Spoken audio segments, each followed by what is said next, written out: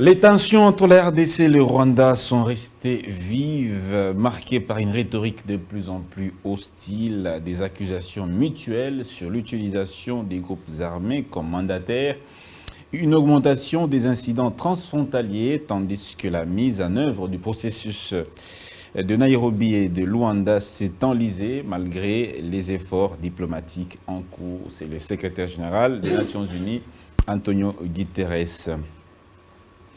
Selon des sources concordantes, le Conseil de sécurité se réunira pour un briefing ouvert, suivi des consultations à huis clos sur la situation en RDC, y compris le travail de la MONUSCO, le représentant spécial du secrétaire général des Nations Unies à RDC, la représentante spéciale du secrétaire général des Nations Unies à RDC et chef de la MONUSCO, Madame Keïta, et un représentant de la société civile sont attendus. Le président du comité des sanctions 1533 RDC, l'ambassadeur Michel Xavier Biang, fera le point sur les travaux du comité. La RDC et le Rwanda devraient participer à la réunion en vertu de l'article 37 du règlement intérieur provisoire du Conseil. Mesdames et messieurs, il y aura pas élection le 20 décembre 2023. C'est une réflexion du professeur Bob Kabamba. Deux scénarios se détachent pour ce coup de théâtre qui va se faire, qui va faire beaucoup de mécontents. À ce sujet, Bob Kabamba est catégorique. Les élections n'auront pas lieu le 20 décembre. Le président Tshisekedi et le président de la CENI n'ont cessé de marteler que le scrutin aurait lieu coûte que coûte le 20 décembre. Difficile dans ce contexte d'annoncer le contraire, explique le politologue qui enchaîne. C'est la CENI qui est maître du calendrier, mais son président serait bien content si quelqu'un d'autre pouvait annoncer ce report. Deux scénarios sont sous la table et ils mettent en scène la Cour constitutionnelle, majoritairement composée des proches du pouvoir, selon le prof Kabamba. Le président de cette Cour, Dieudonné Kamulita Badibanga, devrait annoncer cette semaine le report du scrutin. Soit il se base sur une requête de la CENI, soit c'est la piste qui me semble la plus plausible. Il annonce ce report sur base de la plainte déposée devant la Cour par certains candidats comme Martin Fayoulou ou Théodore Ngoy pour récuser le processus électoral. Ce dossier inscrit au rôle cette semaine. Nombre d'observateurs soulignaient lors du dépôt de cette requête qu'elle était susceptible de mettre en danger le scrutin. En répondant favorablement à cette requête, la Cour a fait le jeu du pouvoir qui se dédouane de ce report et peut l'imputer à une démarche de l'opposition, poursuit-il. Il faudrait dès lors revoir tout le processus avec un nouveau fichier électoral, voire une nouvelle cour constitutionnelle et un nouveau président de la CENI, selon ce politologue, professeur Bob Kabamba. Mesdames et messieurs, merci beaucoup de nous faire confiance. Bienvenue dans votre émission Grande Tribune. Alors, on parlera de deux sujets aujourd'hui, deux sujets que j'ai bien notés. Premièrement, y aura-t-il élection le 20 décembre 2023 après cette alarme lancée un peu de partout, déjà partie par cette correspondance de Kadima adressée au président. Deuxièmement, insécurité dans l'Est. Quelle analyse et quelle solution définitive? Trois invités sous ce plateau. Je commence par mettre M. Freddy Mulumba. Il est cadre au RDT, Rassemblement des démocrates tshisekistes. Et candidat? Candidat numéro 940. À Lukunga, poule de la mort. Poule de la mort. Poule de la mort, Poule de la mort. Parce qu'il y a beaucoup de gros poissons. Il n'y a pas de gros poissons, c'est le peuple qui va décider. Vraiment. Monsieur Alphonse Mwambi, il nous fait l'honneur d'être sur notre plateau aujourd'hui. Congo Bleu Télévision en exclusivité. Monsieur Alphonse Mwambi, directeur PDG, c'est ce que je veux dire. Appelez-moi comme vous voulez. Je suis fondateur de Mwambi International Network. Ouais. C'est un think tank qui est basé à La Haye, aux Pays-Bas, avec trois branches. Donc, le magazine qui traite la géopolitique selon la vision de l'Afrique. Et nous avons aussi une chaîne YouTube avec le même nom. Et puis, on fait le lobbying politique. Voilà. Merci beaucoup, monsieur Bob Kabamba. Voici un exemplaire de... Mwambi, pas Bob Kabamba. Eh ben, Bob Kabamba, on va saluer. Bob Kabamba. Mes excuses. Ça arrive. Monsieur Alphonse Mwambi, voici un exemplaire de son Son magazine, c'est un tri-hebdomadaire. C'est chaque 3 mois. Chaque pour 3 être mois. clair, oui. 3 mois. Ouais. Merci beaucoup d'être là. Vous êtes donc basé À La Haye. Hein? À La Haye, aux Pays-Bas. Ouais, aux Pays-Bas. Merci beaucoup. Monsieur Damien Terranova, une nouvelle fois avec nous. Encore une fois, bienvenue également ici chez nous. Merci beaucoup. Je vous remercie d'avoir pensé de nouveau, comme vous l'avez dit, à moi. Et surtout, je remercie le professeur Freddy qui est là. Et aujourd'hui, j'ai fait une découverte avec un autre grand homme, M. Mwambi, Merci pour la l'honneur. République démocratique du Congo. Vous savez, à la République démocratique, nous avons beaucoup de valeurs. Oui. Beaucoup de valeurs. Oui. Et chaque jour, on le découvre. Et donc, je le remercie d'avoir accepté de partager avec nous ces plateaux Merci à vous. aujourd'hui. Et j'espère que le débat sera instructif, parce que c'est ça nos souhaits. Nous voulons vraiment informer à la population, et surtout que nous sommes pendant la période de campagne électorale. Nous devons pousser nos compatriotes à faire un bon choix, choisir une bonne personne, pas parce qu'il est de sa tribu, mais parce que cette personne incarne des valeurs qui peuvent nous amener à aller de l'avant. Et je remercie donc mon président, Moïse Katumbi, qui a son séjour, qui est en train de passer son séjour à Kinshasa. Aujourd'hui, c'est le 2e. Et je déplore vraiment à la face du monde les attitudes du gouvernement et de notre justice qui refusent de la visite à M. Salomo Kalonda Dela, où moi-même j'ai été refusé plusieurs fois. Et aujourd'hui, hier, c'était pour la 2e fois qu'on a refusé à M. Moïse Katumbi d'aller lui rendre visite. Pourtant, ce dernier est comme son grand frère, c'est son chef, et puis c'est aussi Salomo et son conseiller politique. Je pense que nous devons avoir des bonnes valeurs que nous devons prôner dans ce pays.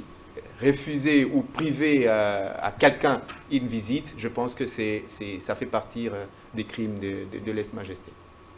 Merci. Merci beaucoup, monsieur Damien Terranova. Alors, avant d'entamer le sujet, il y a une question qui a secoué la toile le week-end dernier.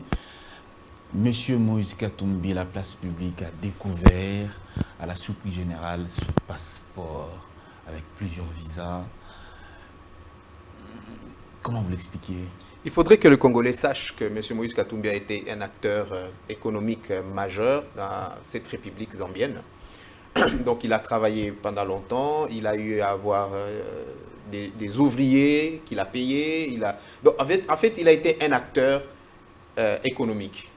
Et dans tout pays organisé, à un moment donné, on octroie aux grands acteurs économiques, on les octroie certains privilèges. Je dis bien certains privilèges, et entre autres la facilité de voyager. Ce n'est qu'au Congo où cela est encore un mythe. Mais je pense qu'avec la modernisation, ou bien le modernisme qui est en train de venir pas à pas au Congo, cela sera à la portée de tout le monde. Vous savez que dans ce pays... C'est-à-dire qu'on peut, en termes simples, pour ceux qui nous suivent et qui ne le savent pas, on peut avoir un passeport d'un autre pays sans avoir la nationalité de ce pays-là. Tout à fait. Tout simplement pour vous faciliter de vous déplacer. Et puis, sous ce passeport, on va mentionner la nationalité de ce pays. Le pays qui t'octroie. Par exemple, moi, Dan Zeng, j'ai un passeport zambien, on met là-bas nationalité zambienne. Écoute, c'est un passeport diplomatique. Oui. C'est-à-dire, c'est la nation zambienne qui te délivre ces passeports. Il ne te donne pas la nationalité, parce que tu ne l'as pas demandé. Pour acquérir une nationalité, il faut avoir donné, il faut l'avoir demandé, il faut l'avoir souhaité, voilà. Et lorsque vous souhaitez obtenir une nationalité tierce, pour nous, pour le Congo, vous devez dénoncer à la première. Parce que nous n'avons pas plusieurs nationalités qui ne sont pas permises. Alors, mais dans d'autres pays, vous pouvez en avoir 2 ou 3. Donc on peut mentionner là-bas nationalité zambienne. Monsieur est de nationalité zambienne. Non, je ne dis pas ça. Je suis en train de vous donner comment est-ce que ces choses-là se passent. Mais je veux juste que vous éclaircissiez cet aspect des choses, parce qu'on a vu sur ce passeport-là noté zambien. On veut juste Mais c'est la Zambie qui l'a octroyé. C'est la Zambie qui l'a octroyé. Sous l'identité de la personne, on a noté zambien. Mais il est zambien. Non, il n'est pas. M. Moïse Katumbi n'a jamais été zambien, d'autant plus qu'il n'a jamais formulé la demande de la nationalité zambienne. Non, sur le passeport, c'est noté zambien. Mais on peut tout noter sur le passeport, et surtout un passeport qui est sur les réseaux sociaux. On peut tout faire dessus. Le plus important, c'est de voir un matériel touchable, physique. si réellement ces passeports-là existent avec cette dénomination. Je peux intervenir un peu? Allez-y, allez-y. Oui, merci pour cette précision-là. Mais il y a une différence à faire entre un passeport, que ce soit passeport diplomatique ou passeport tout court, et un titre de voyage. Un titre de voyage, ça peut s'appeler passeport, mais dedans, c'est écrit des nationalités telles, parce qu'on ne peut pas voyager. Par exemple, les Palestiniens n'ont pas de nationalité, mais ils peuvent avoir un titre de voyage qui fait état du passeport, hein? Mais c'est écrit titre de voyage. C'est toujours... Parce que le passeport en soi, c'est un titre de voyage. Et moi, j'ai eu à vérifier cette histoire de Moïse Katumbi hier sur le site I-94 des États-Unis. Donc, tout ce qu'il y a dedans et le passeport qui circule sur les réseaux, le numéro qui est là, D00 2390, quelque chose comme ça, j'ai rempli dedans. La date de naissance de Moïse Katumbi, j'ai rempli dedans. Je n'ai pas rempli la nationalité. C'est le site américain qui donne plusieurs entrées et sorties de M. Moïse Katumbi, là où aussi c'est écrit de la nationalité zambienne. Hein? Donc, c'est à vous, qui êtes de Katumbi, d'éclaircir cela, parce que la Constitution ici ne permet pas d'avoir deux nationalités. Vous comprenez? Et si l'histoire est telle que vous la racontez, il fallait la raconter bien avant les élections et que ça vienne de vous-même, mais pas attendre que les autres viennent avec ça. Oui, mais M. Mwambi, merci beaucoup pour cet éclaircissement. Mais vous devriez savoir que avant les élections, il y a beaucoup de choses sur lesquelles nous n'avons pas tablé. Qui est dans tous les camps d'ailleurs, pour tous les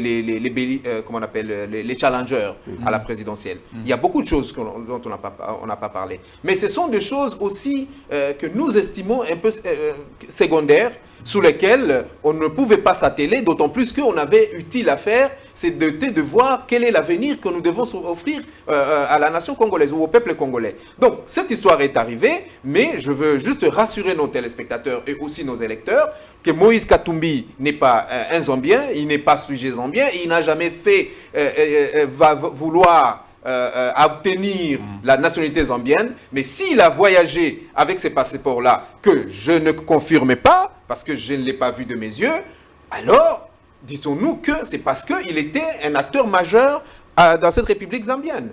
Et moi, j'ai un autre ami à moi qui est un entrepreneur en Afrique du Sud, qui est aussi, deux fois, il y a une période, on lui a donné un passeport sud-africain pour lui permettre de se déplacer. Bon, vous pouvez appeler ça comme vous voulez, titre de voyage ou je ne sais pas quoi, mais moi j'ai vu un document avec des pages ressemblant à un passeport qui avait un visa quand on s'est retrouvé quelque part sur cette terre des hommes à l'extérieur du Congo. Voilà un peu. M. Moïse Katumbi est bel et bien congolais. Et il est challenger et c'est celui qui va apporter les meilleurs pour l'avenir de ces pays. Merci beaucoup. Ouais, bon, aussi un petit mot. Parce qu'il y a quand même en 2018, pendant l'élection passée, les mêmes problèmes se posaient sur la nationalité de Moïse Katumbi. Il y a un flou. Quand tu as un doute dans un pays où il y a beaucoup d'intérêts, il faudrait quand même qu'on demande à Moïse de ne pas se présenter. Même s'il s'est présenté, il y a déjà un doute. Depuis 2018 jusqu'à ce jour, les débats sur la nationalité reviennent toujours. Donc il y a un problème. Je préfère que si notre cour constitutionnelle a déjà décidé qu'il soit candidat, on peut revenir, qu'on fasse des enquêtes approfondies. Si et seulement si Moïse a une nationalité étrangère, honnêtement, on ne peut pas devenir président de la République. C'est dangereux. Parce que là, il sera tiré entre plusieurs intérêts. Entre la Zambie, il a servi un jour, entre les intérêts congolais. Un peu comme l'a dit Jean-Pierre Bemba. Oui, c'est dangereux ça. Je pense qu'à ce niveau-là, on ne peut pas voir. Et regardez en Amérique, les cas de Obama, par rapport à la loi, on a même vérifié si réellement il était né en Amérique. C'était la loi qui prévoyait en Amérique. Il y a eu un grand débat. On a prouvé que Obama est né en Amérique. C'était fini. Il faudrait qu'on prouve aujourd'hui si Moïse Katumbi n'a pas nationalité. S'il en a, avec preuve, il ne peut pas se présenter comme candidat à la présidence. Mais M. Freddy Mulumba, si je peux intervenir, comment expliquer que la Cour constitutionnelle qui a validé la candidature de Moïse Katumbi et puis la CENI de Denis Kadima qui a aussi validé dormaient par rapport à cette question-là? Est-ce que c'est un problème de Moïse Katumbi? Non, non, je pense que c'est un débat. Le débat est public.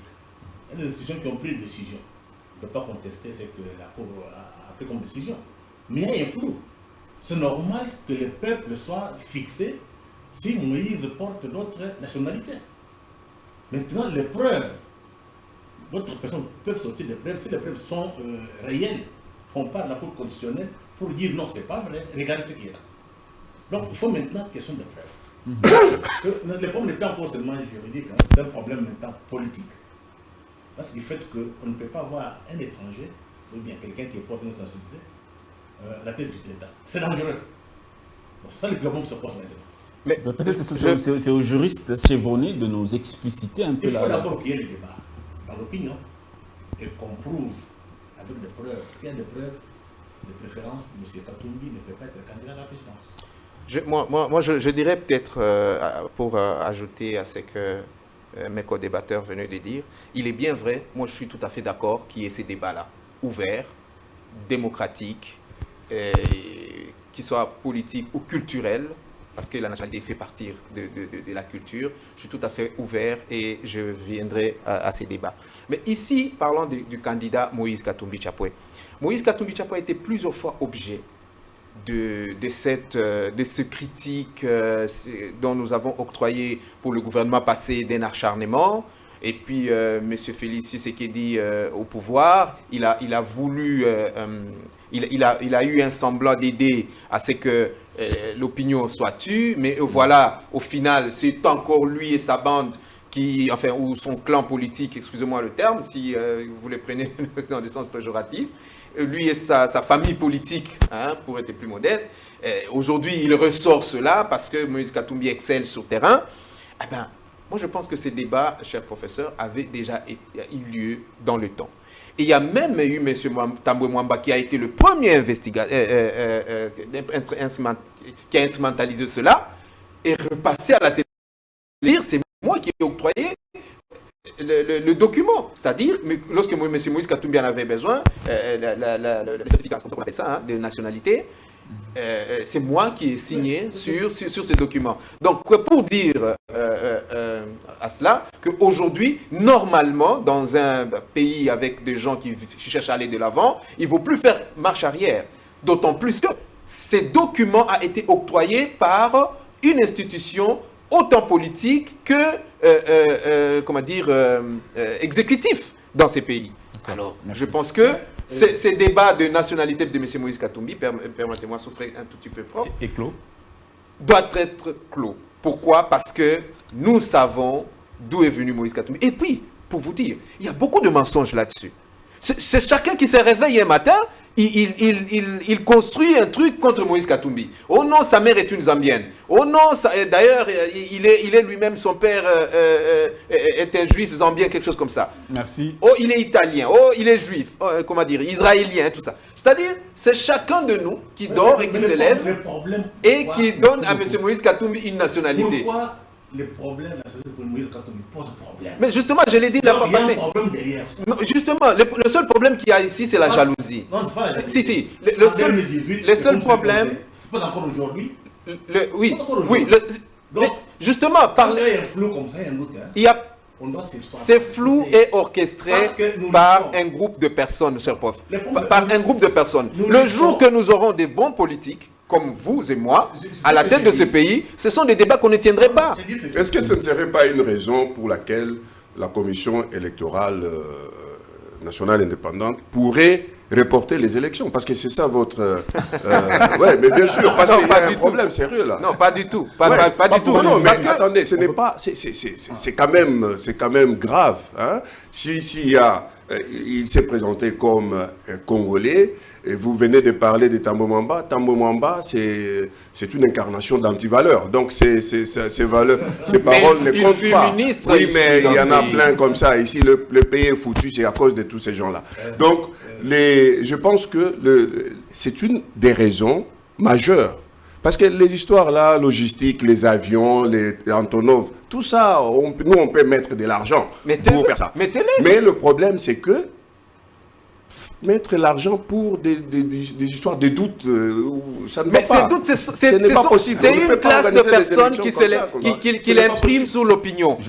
Moi je pense que les Congolais lambda, le Congolais lambda a déjà compris la manœuvre, qui est tout à fait dit là. Et ça n'a rien à voir avec M. Moïse Katumbi.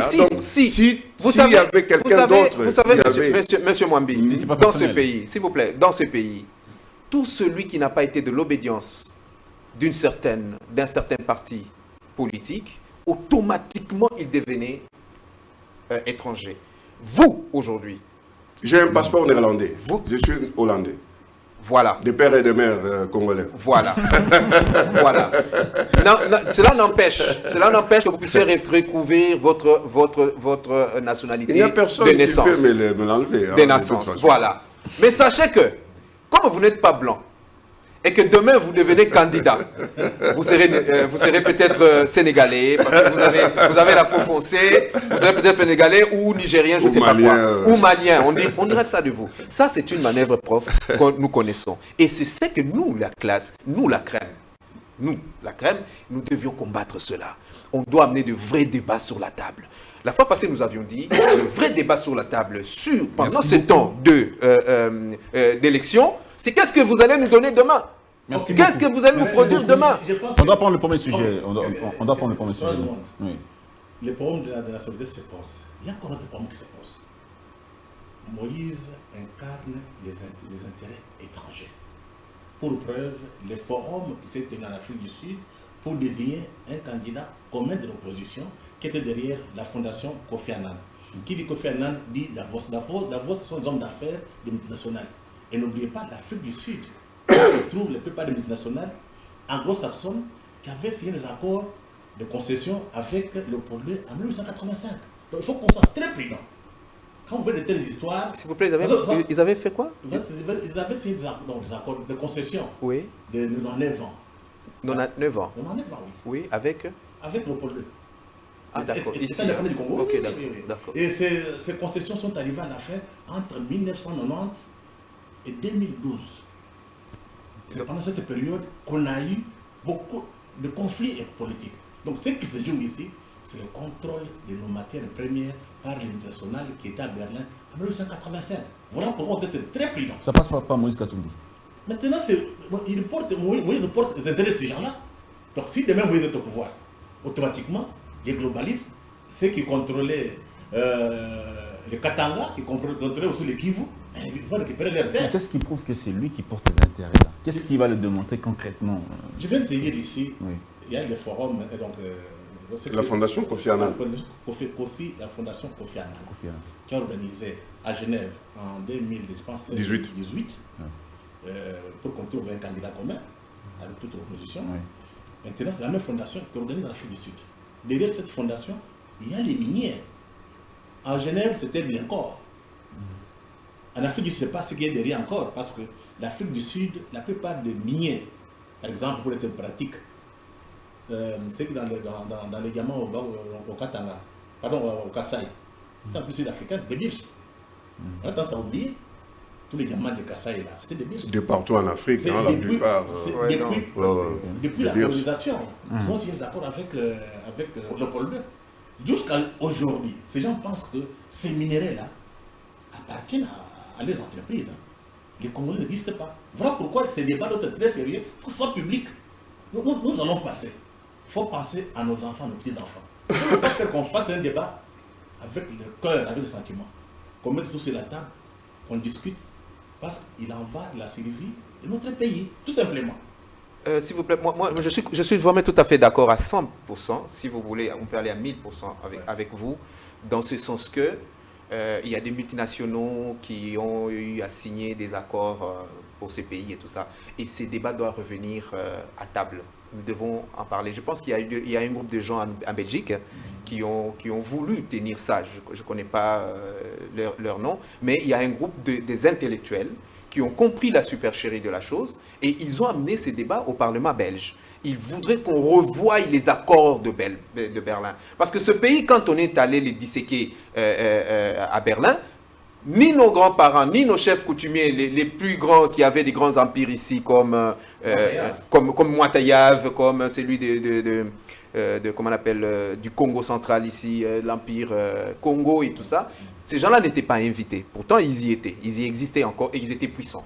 Donc, les Blancs se sont découpés la République démocratique du Congo, qui aujourd'hui, je suis tout à fait d'accord avec vous, qui est, je veux dire, toute cette émanation des guerres et des poches des guerres. Vous voyez. Je ne pense même pas qu'il faut aller discuter avec les gens qui étaient à table là-bas pour redéfinir le truc. Il faut que le Congo puisse unilatéralement arrêter avec cette histoire-là. Et ça n'existe pas. On ne va pas aller discuter avec les gens. Non, mais ça ne se passe pas. Ça, non, ça se passe pas. Ça ne se passera pas comme cela. Il y a toujours une démarche. Et il faudrait que nous, que les politiques, hein, pas seulement l'intellectuel congolais, parce que les intellectuels, ils sont là, hein, ils ont fait plusieurs débats ici, et rien n'a changé. Il faudrait qu'aujourd'hui, donc j'encourage le professeur Moulumba, qui est le numéro 14, c'est ça 940 à la députation nationale, c'est ça, monsieur, donc vraiment, votez pour lui. Pourquoi? Parce qu'au moins avec lui, nous aurons un politique avec un débat de qualité. Mais qu'est-ce que je voulais dire par là, prof? Monsieur Moïse Katumbi, il peut être vrai qu'il soit soutenu, je ne confirme pas, qu'il soit soutenu par les globalistes. Mais je pense que tout dépendrait de la qualité du débat. Tout le monde peut être soutenu par tout le monde.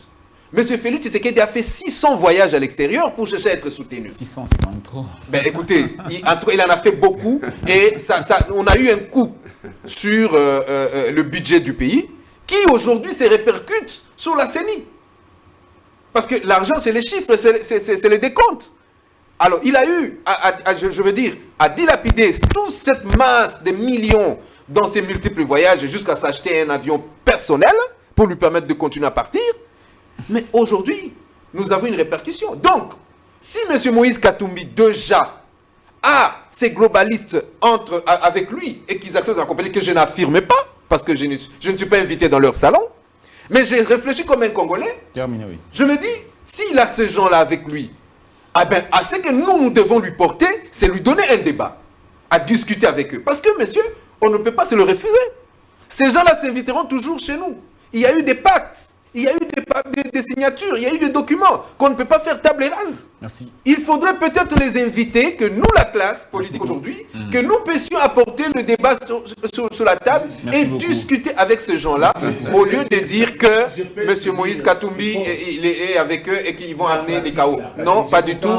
Par contre, ils vont venir... je reprends l'exemple du président ivoirien. Alassane Ouattara. C'est un produit des globalistes. Aujourd'hui, la Côte d'Ivoire est, comment dirais-je, endettée jusqu'au cou. Ils sont dans l'incapacité de rentrer. Conseillé par les globalistes. Je peux vous dire que, peut-être des années qui viennent, la Côte d'Ivoire sera recolonisée. Nous ne voulons pas que nous tombions dans ça. Parce que ces gens-là n'ont pas d'état d'âme.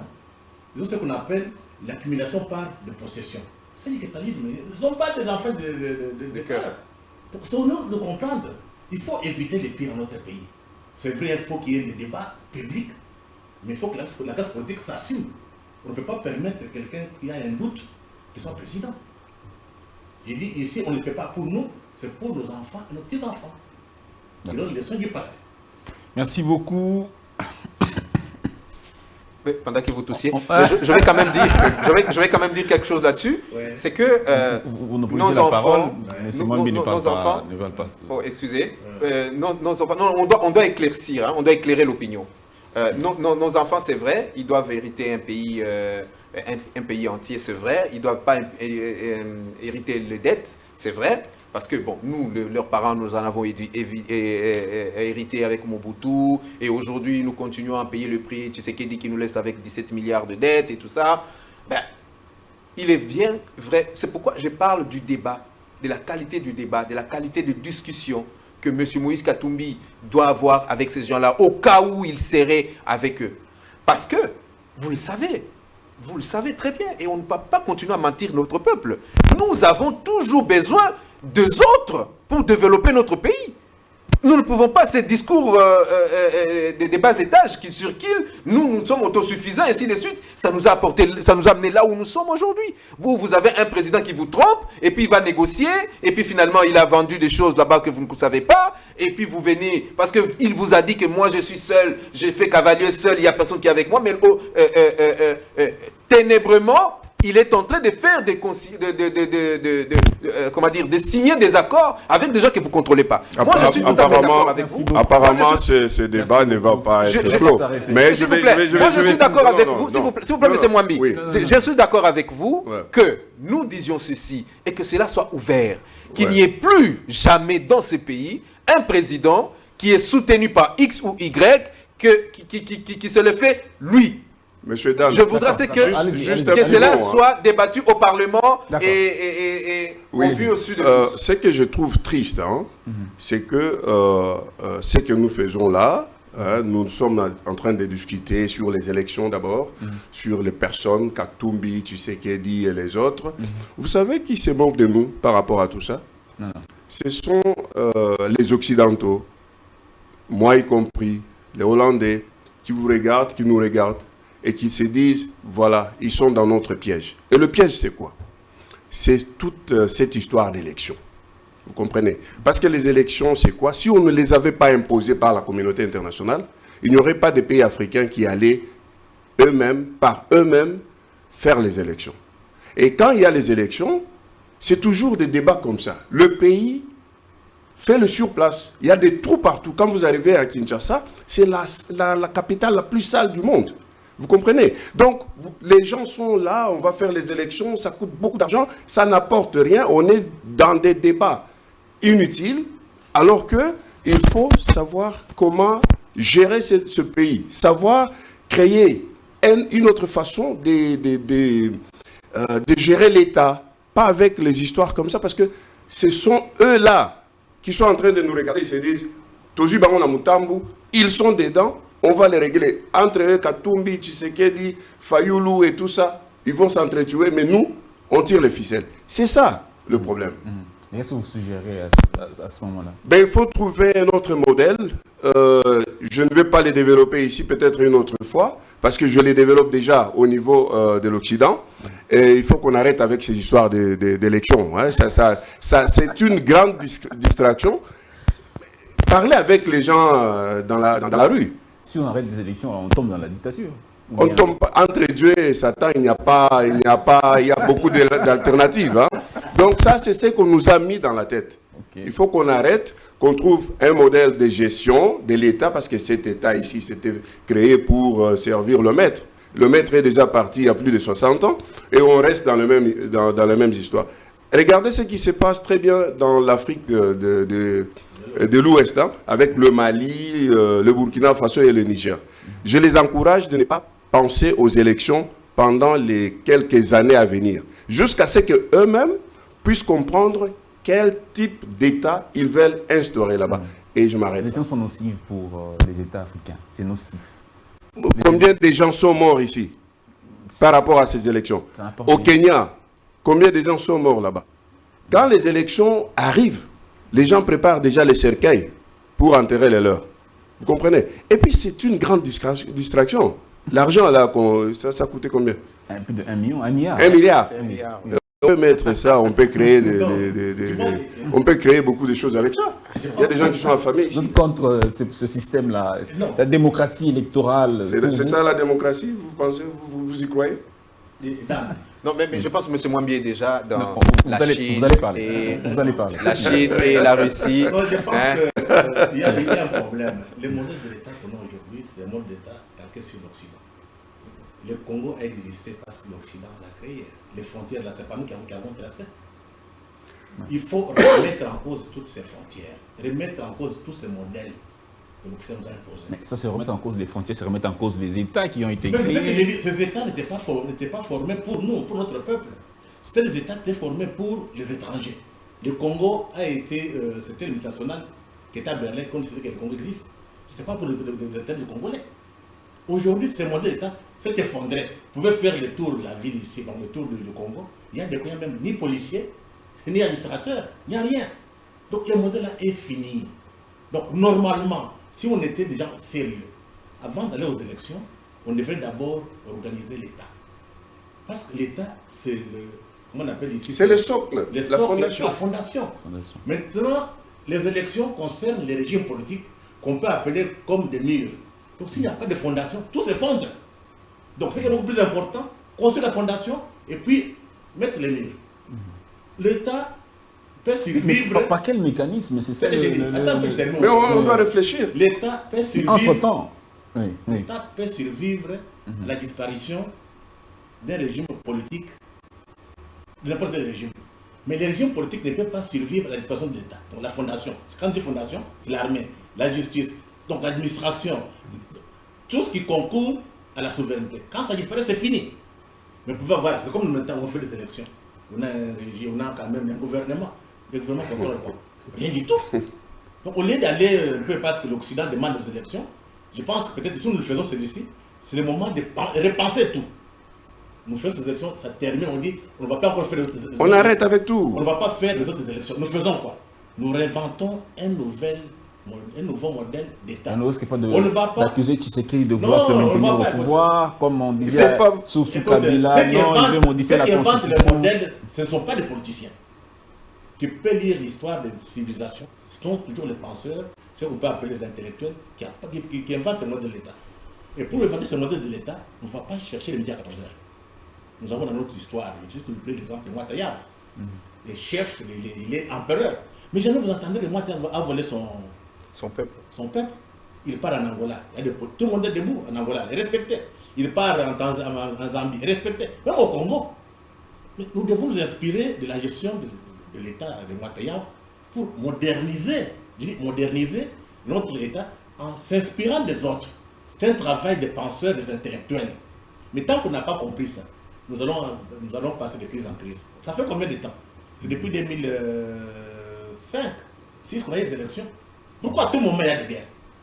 Supposez qu'on fait des élections, c'est pour avoir des bons dirigeants, donc des gens qui auront la légitimité de gérer l'État. Mais regardez, après chaque élection, on s'entretue. Il y a des morts.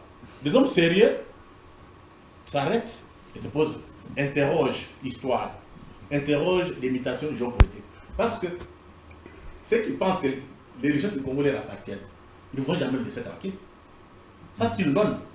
Maintenant, nous pensons quoi? Qu'est-ce que nous voulons? Au lieu de passer tout le temps à se chamailler, on devrait faire appel à des spécialistes, à des scientifiques, un débat où quel modèle on propose. Et pour cela, il faut qu'on soit indépendant. Mais ceux qui nous ont Donc, imposé ce ce que nous modèle. devons chercher ici, Oui, oui. c'est d'abord l'indépendance. Quand vous êtes indépendant, vous décidez ce que vous pouvez faire de votre pays. Mais Ok. quand les autres décident à notre place, il n'y aura jamais un État dans ces pays. Donc, il faut se battre pour avoir un État autonome, indépendant, proche de notre peuple. Pas l'État colonial qui dépendait de la Belgique ou bien de la Société Générale de Belgique. De la pensée étrangère. Donc, surtout. il faudrait, ce que je peux appeler la renaissance du Congo, la renaissance africaine.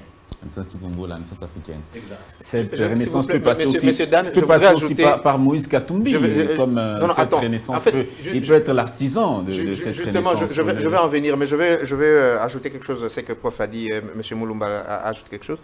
Vous savez, quand Kabila a pris le pouvoir, hein, le fils, moi j'étais dans l'opposition. Donc, mais dans notre maison, il y avait un pro-Kabila et moi un pro-Congo. Alors, nos discussions le soir s'est tourné tout autour de ce que nous disons aujourd'hui. Parce que moi, je voulais à ce qu'il y ait quelqu'un, un président qui va nous apporter, ou un gouvernement qui va être responsable, qui ne va pas nous donner des trous comme on le voyait à l'étranger, dans d'autres pays étrangers développés. Donc, voilà, la personne me dit, vous savez, à l'époque, hein, Kabila vient de prendre le pouvoir, donc la personne avait une audience. Et il dit non, le président, voilà comment le président réfléchit. Le président réfléchit ABCD, c'est-à-dire quoi? Une refondation du Congo, revoir la classe politique, revoir qu'il finisse avec cette histoire de fonctionnaires mal payés et tout ça. Donc il pensait le bonheur du Congo. Mais la personne va être invitée aux États-Unis. Il va avoir un huis clos avec George Bush. Et quand il revient, l'autre commence à sentir un changement de langage. Il trouve que la personne n'a plus le cœur au Congo. La personne commence à avoir du cœur à autre chose. Et puis, dans un état de tristesse, un jour, il lui dit, ça c'est M. Kabila qui lui dit, ça m'a été rapporté, je n'étais pas là, il dit, il faudrait que le Congolais se mette sur une table et rediscute sur l'indépendance. Parce que je pense qu'il y a un problème là-dessus. Et si je vous entends, M. Moulumba, je pense que c'est ça la qualité du débat que nous, intellectuels congolais, nous devions amener sur la table.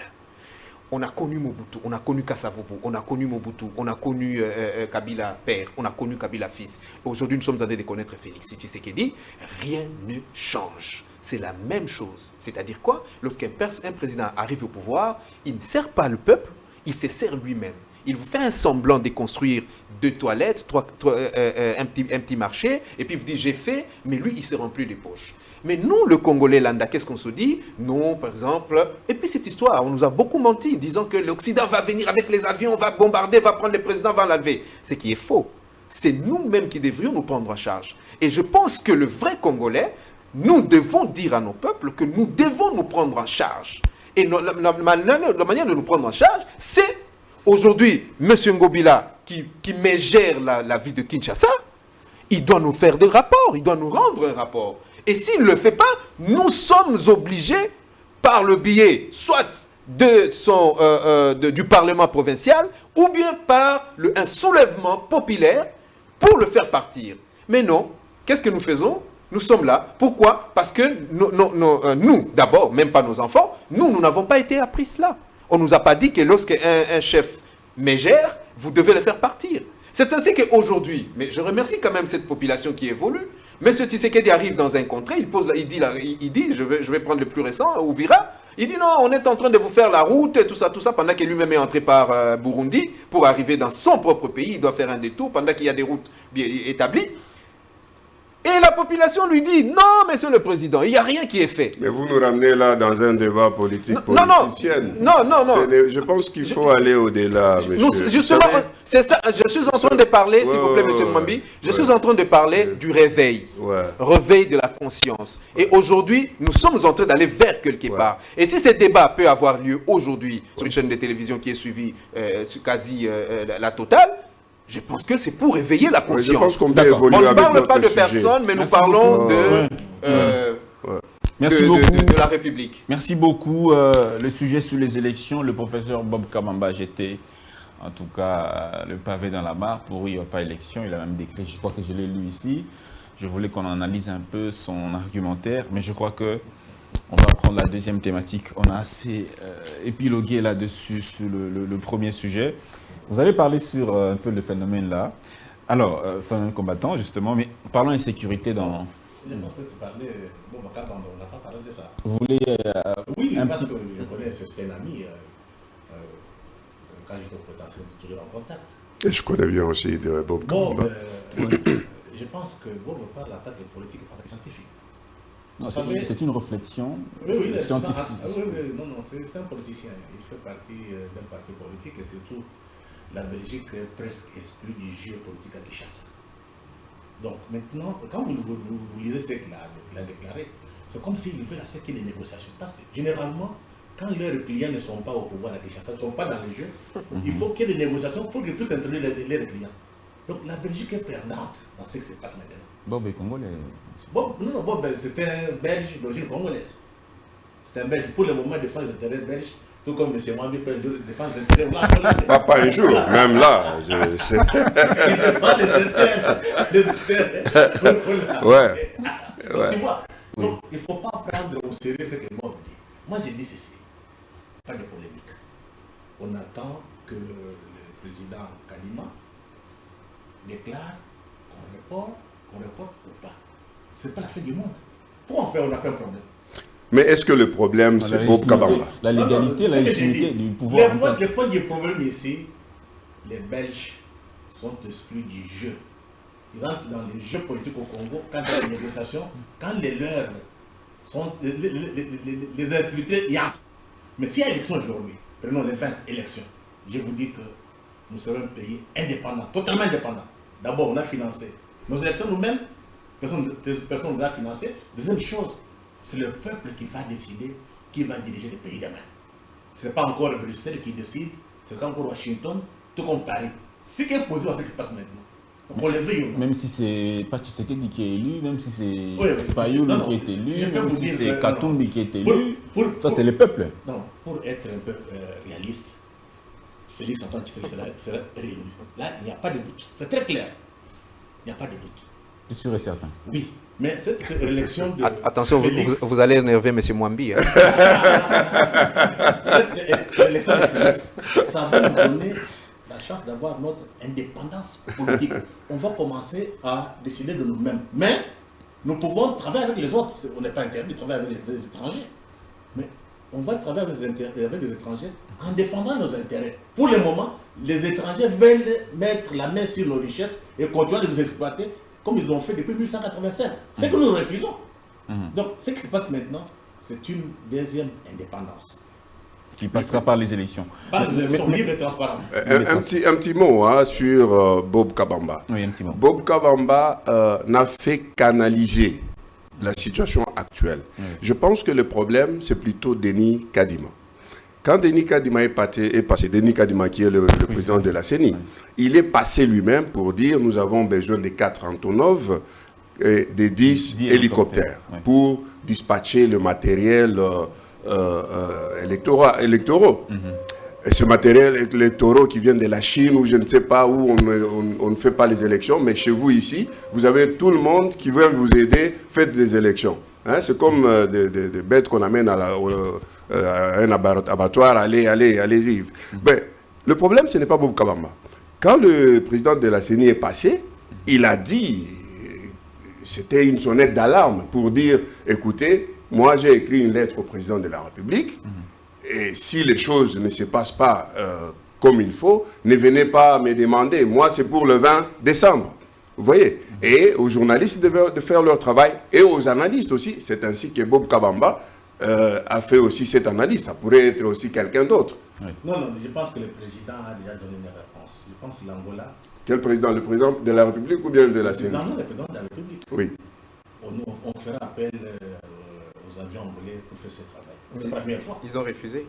Ils ont refusé. J'ai lu quelque part aujourd'hui. Oui, vérifiez. Ils ont dit qu'ils n'étaient pas... Je doute fort que l'Angola refuse. Et vous prenez ça comme des élections sérieuses, transparentes et tout ça. Elles sont transparentes. Mais dans quoi on tombera si on n'a pas élection? Du point de vue légal, que deviendra le pouvoir s'il n'y a pas élection? Pas, mon cher, parce que le mandat du président Tshisekedi s'arrête le 24 janvier 2024. Ce n'est pas la fin du monde. S'il n'y a pas élection, vous voyez le problème. qui continue à la tête du pays, ce que j'ai dit, c'est qu'est-ce qui va advenir? C'est ça la question. Ce n'est pas la fin du monde.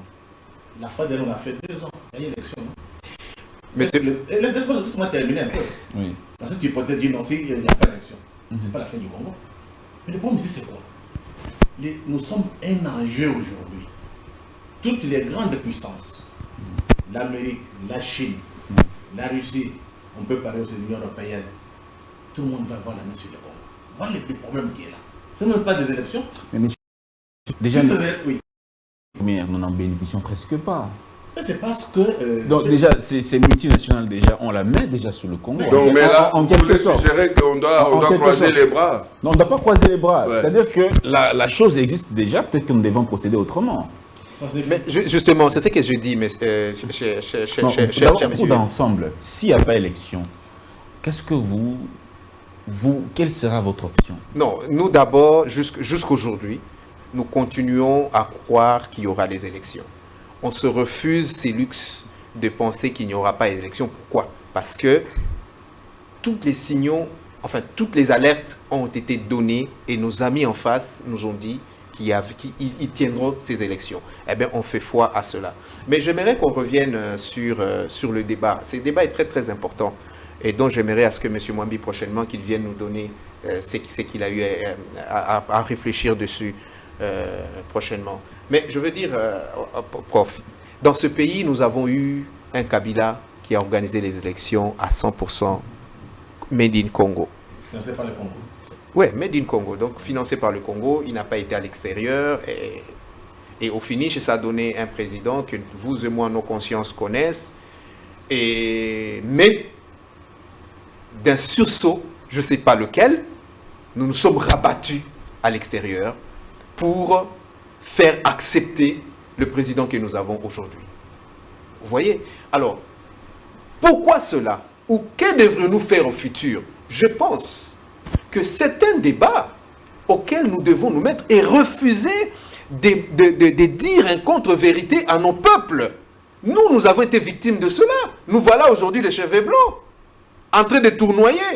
On a pensé que nous allons flécher. Or, rien du tout. On est là. On est là. On n'a pas fait un pas. À cause de quoi? D'un faux discours.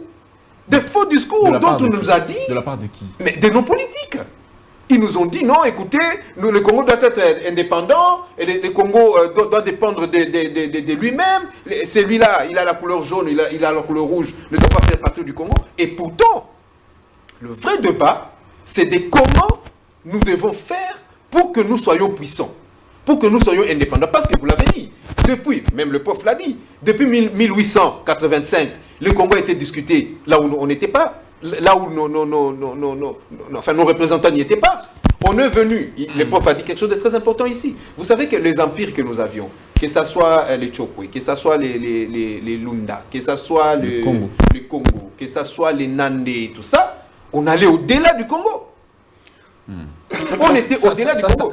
Donc si ces grands empires pouvaient se mettre d'accord, en ensemble, entre patriotes, entre Africains, le Congo ne devait pas avoir cette superficie. Non. Merci beaucoup. Nous devrions aller au-delà de ces Congos. Donc, je pense que nous devons interpeller les intellectuels que vous êtes. Vous avez fait beaucoup de débats là-dessus. Monsieur Alphonse Mwambi. Oui. Allons-y. Laissez-moi aussi la parole, s'il vous plaît. Discutons pour l'indépendance effective du Congo. Ouais. Monsieur Freddy Moulumba et Monsieur Damien Terranova sont d'avis que ce système de démocratie, vous-même aussi, vous êtes d'accord qu'on doit essayer de penser... C'est un travail que je fais depuis 2006. Depuis 2006. Oui. Pourquoi ailleurs ça réussit, par exemple, des États qui sont démocratiques, les États-Unis, la France, la Grande-Bretagne, tous ces États-là? Pourquoi chez eux ça réussit, chez nous, apparemment, c'est une catastrophe? Je vais vous répondre. Et merci pour cette question. Vous vous souvenez, Jacques Chirac, à son temps, il a dit « La démocratie n'est pas faite pour les Africains ». C'est un luxe. C'est un luxe, voilà. Pourquoi il a dit ça? Parce que d'abord, cette démocratie à la Chirac, c'est-à-dire à l'occidental, elle a été réfléchie par les Montesquieu, par tous ces occidentaux que vous aimez citer à tout bout des champs. Pourquoi ils ont réfléchi la société de cette façon? C'est parce qu'ils ont tenu compte de leur culture, de la France, des Pays-Bas, des États-Unis et de leur environnement naturel. Vous comprenez? Quand ils parlent de leur culture, même les vieillards de leur coin comprennent ça. Vous comprenez? Mais maintenant, quand nous quittons ici, au Congo, nous allons ramener la démocratie de Jacques Chirac avec son Montesquieu. On l'amène ici. On va à Chimbulu ou bien on va à Katakokombe. On va expliquer à un vieux du village, nous vous amenons ici la démocratie de Montesquieu. Il va vous demander la démocratie c'est quoi? Montesquieu c'est qui? C'est la folie. Il faut qu'on arrête avec ces histoires. Donc c'est-à-dire il faut commencer par réfléchir nous-mêmes, nos Montesquieu à nous ici, qui doivent réfléchir le pays par rapport à nos cultures, ici au Congo, ici en Afrique. Et c'est ainsi que ça va pas. Et il faut tenir compte de la diversité tribale et cette diversité qui est une richesse. Pourquoi ça marche chez eux? Parce qu'ils ont transcendé cette partie tribaliste ou bien tribale. Vous comprenez? Il y a en Belgique les Wallons et et les Flamands qui se disputent. Mais il y a au-dessus un roi qui chapeaute le tout. Chez nous aussi, aux Pays-Bas, il y a un roi. Pourquoi? Il doit réunir les partis politiques, c'est pour diviser, c'est pour casser. Il y a le droite, il y a la gauche. Mais nous, chez nous ici, il n'y a personne qui incarne la nation. Hein? Où on peut regarder, on dit, ah, lui, il rassemble tout le monde. Il n'y a pas. Il n'y a pas. Il n'y a pas. Donc, il faut réfléchir par rapport à ça. Si on ne peut pas réfléchir par rapport à ça, tout ce qu'on fait ici, c'est du blabla, et puis on va continuer comme ça. 1 milliard d'années, on sera comme ça. 1 milliard d'années, on sera comme ça. On va finir. Monsieur Freddy Moulumba. Alors, vos propositions. Moi, j'ai dit que... Pour sortir de ce... Apparemment, c'est une prison. Si, il faut que, avec ces élections, qu'on puisse voter pour des gens qui ont des compétences, qui ont l'expérience, qui aiment ce pays, ensuite, qui ont quand même une certaine morale pour être au Parlement. Parce qu'au Parlement, on ne va pas pour dire qui sont pour, qui sont contre. On va vous demander, aujourd'hui, il y a telle loi. Il faut que la personne au Parlement soit capable de lire et comprendre. On ne peut pas voir des gens qui savent ni lire ni comprendre, être au Parlement. Pour ça, moi, je demande à notre peuple de faire un bon choix. D'avoir surtout des députés, des gens qui ont des compétences, des patriotes, des gens qui ont une conscience nationale congolaise pour que demain, après ces élections, qu'on puisse réinventer notre modèle de l'État. Donc, la prochaine mandature du président Tshisekedi, c'est pour réinventer un autre modèle d'État. Et pour cela, il faut changer, je dirais, la classe politique. Quand je dis classe politique, c'est qu'ils vont aller au Parlement. Donc, je demande au peuple congolais de ne pas vendre leur liberté, leur indépendance, parce que vous avez un politicien qui vient vous donner l'argent. Votez en âme et conscience. Votez les patriotes. Oyo, Ezali Kambouyamabele. Ça dépasse tout le monde. Oyo, Ezali Kambouyamabele, ça dépasse tout le monde. Essayez de vous transcender aussi, au-delà de M. Katumbi, en donnant des solutions pour que... Non, apparemment, les élections ne sont pas une solution pour les Congolais. J'aime la qualité du débat. J'aime vraiment la qualité du débat. Et surtout, de tout ce que mes co-débatteurs disent. Mais bon, comme je n'ai que quelques minutes, je veux quand même parler élection. Je vais demander aux téléspectateurs de faire un bon choix, comme M. Moulumba l'a dit. Et les meilleurs choix qu'il y a à faire, c'est un rassembleur, un fils du pays, un homme qui n'a pas de couleurs, ni tribales, ni politiques, je ne sais pas, qui n'a pas de jugement envers les autres. Mais un homme qui va mettre tout le monde sur une même table et discuter. Et à mon humble avis, la personne qui incarne toutes ces valeurs, c'est M. Moïse Katumbi pour l'instant. C'est pourquoi d'ailleurs il fait objet aujourd'hui de plusieurs accusations et de plusieurs jets des pierres. Ben, c'est des bonnes guerres. Nous savons que à chaque fois que nous voulons sortir d'une médiocrité pour aller vers l'excellence. C'est la solution que les Congolais attendent. Absolue. La solution absolue, et nous le voyons sur le terrain. Il vient de faire la moitié de la République démocratique. Quand est-ce qu'il sera devant la presse lui-même, répondant aux questions comme ça? Il est déjà devant son public. Généralement, il n'est pas... Non, mais j'entends... C'est la question... C'est encore une pierre sur le réseau. Monsieur Moïse Katumbi, quand il le désire, il le fait. Dernièrement, il a fait une sortie médiatique à Lubumbashi, à la télévision Malaika. Il a parlé. Et aujourd'hui, il est face à la population. J'aimerais aussi l'interviewer pour Mwami International Network. Si, bien sûr, voyez son chargé de presse. Ah bon, nous allons échanger avec vous. Oui, voyez son chargé de presse, il va le faire. Mais c'est plus important. Est-ce qu'il nous promet de parler quand même dans un média? Moi, je ne sais pas. Avant le 20 décembre. Je ne gère pas son carnet, mais je vais vous dire, moi, j'ai eu à demander à M. Moïse Katumbi de ne pas parler. Pourquoi? Parce que nous avons des raisons pour lesquelles nous ne voulons pas qu'il s'expose. Tout le monde parle sauf lui. Il parle déjà. Parce que quand il va vers son public, il a l'énergie du public. Merci beaucoup. Il a l'énergie du public. On a compris. Merci beaucoup, Monsieur Moïse Katumbi. Bon, pour l'heure, le ministère zambien de l'Intérieur a démenti l'information.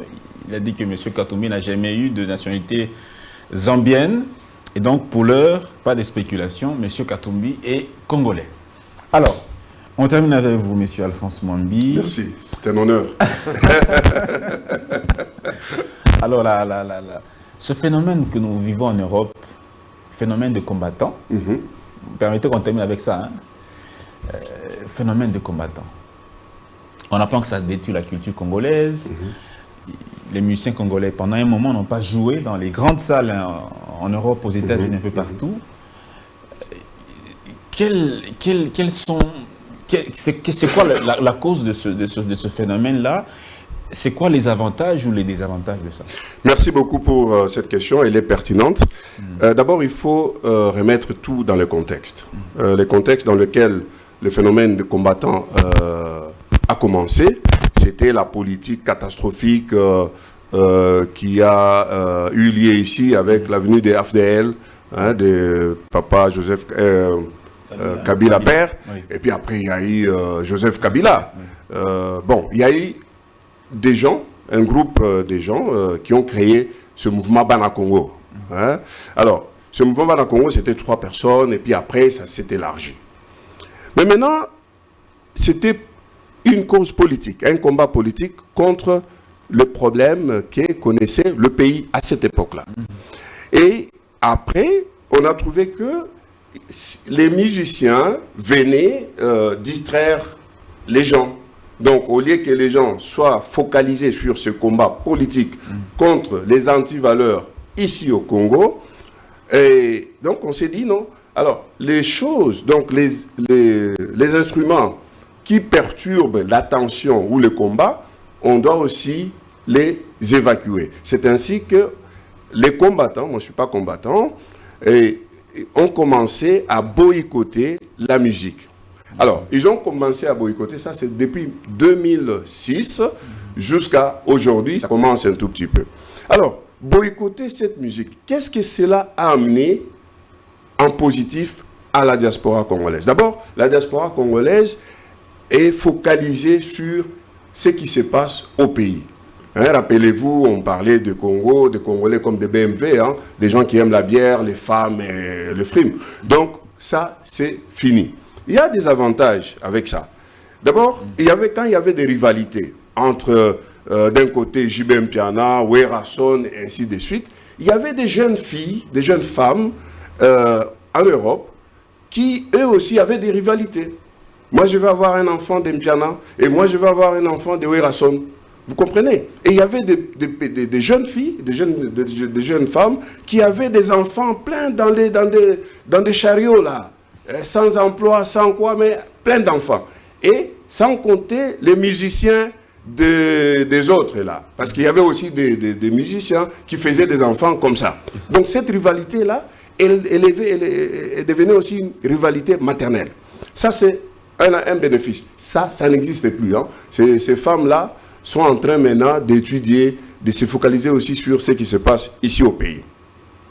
Alors, il y a un monsieur Kofi Olomide qui est en train de rassembler tous ses enfants. Hein. Donc, ce sont ces enfants-là. Alors, il y a maintenant un autre truc qui est bénéfique par rapport à ce combat. C'est quoi? Il y avait ce qu'on a appelé les New Jack ou bien les Zoulous. C'était un mouvement. Les gens qui ont habité Bruxelles, ils connaissent. C'était des gangs. Hein, des gangs. On peut les comparer comme les Okuluna ici. Mais ils étaient armés. Ils avaient des armes à feu. Alors, ces gens-là protégeaient des musiciens. Hein, quand il y a rivalité, ils pouvaient aussi s'entretuer entre eux. Et ils ont commencé aussi à tuer des Congolais. Vous voyez, il y a eu un grand banditisme autour de Matongé à Bruxelles. Les gens de Bruxelles connaissent ça. Cette histoire-là, depuis qu'il y a boycott des musiciens en Europe, ça n'existe pas. Donc les New Jack, ça n'existe pas. Les autres mouvements, ça n'existe pas. Ces jeunes-là sont devenus des combattants, hein, entre-temps. Donc, ils sont focalisés par rapport à ce qui se passe ici. Alors, le troisième élément qui est bénéfique par rapport à ces boycotts, c'est quoi? Papa Wemba, j'ai animé beaucoup de conférences par rapport à Papa Wemba, à la culture congolaise, hein, qui n'est pas seulement une culture musicale, parce qu'il y a des écrivains, il y a des conteurs, des stylistes et tout ça. Alors, Papa, dans un de ses films, hein, un reportage sur lui, qui a été monté par un Britannique, un Anglais, dans ce clip-là, dans ce reportage, Papa Wemba est en train de parler en lingala aux femmes, à ses fans, pour dire, bon voilà, écoutez, si vous allez voler, priez d'abord Dieu le Père pour qu'il vous protège, et puis après, bon, moi, vous pouvez m'amener des sous-vêtements et des trucs comme ça, griffés. Et c'est un truc que vous pouvez trouver sur YouTube. Alors, quand je suis dans des conférences comme ça, au niveau international, j'essaie d'élever un peu le débat. Il y avait des gens en Europe, des Congolais, qui allaient voler pour casser des magasins, pour aller donner des habits de marque aux musiciens. Donc, tout ça, c'est fini. Les jeunes gens congolais vont à l'école, ils travaillent, et c'est fini. Donc, ce n'est pas un combat de Boketchu, c'est un combat noble pour changer les choses ici, pour le bonheur du Congo et des Congolais ici. Donc, il ne faut pas s'attaquer aux combattants, mais attaquer les antivaleurs des musiciens. Ici à Kinshasa. Je vous remercie.